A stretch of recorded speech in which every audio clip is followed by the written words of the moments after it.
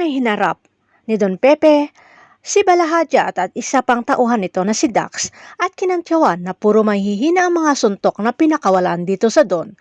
Pero nang sinabi na ni Balahadja na papatayin at ililibing itong Don ay natakot na si Don Pepe.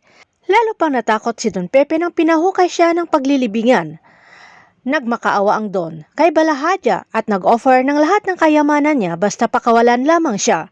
Pero ayon sa pulis na kriminal ay hindi niya kailangan ang pera at loyal siya sa kanyang amo na si Moira.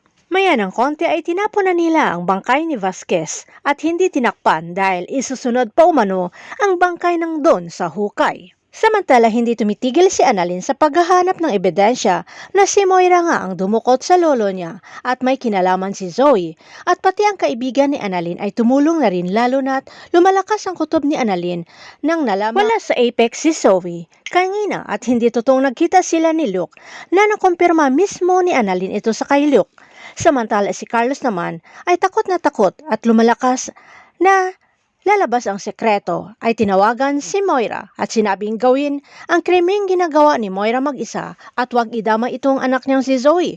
Doon nagtalo ang dalawa Moira at Carlos na may banta sa isa't isa na ilaglag kapag magkaproblema. Sa galit ni Moira ay tinawagan ang madaldal na anak na si Zoe at kinagalitan kung bakit umamin ito kay Carlos na napaka-selfish. Ayon naman kay Zoe ay pareho lamang selfish o manong totoong ama at mami niya Moira hanggang sila na naman ang nag-away na ayon kay Moira ay gumagawa lamang ito ng krimen para kay Zoe.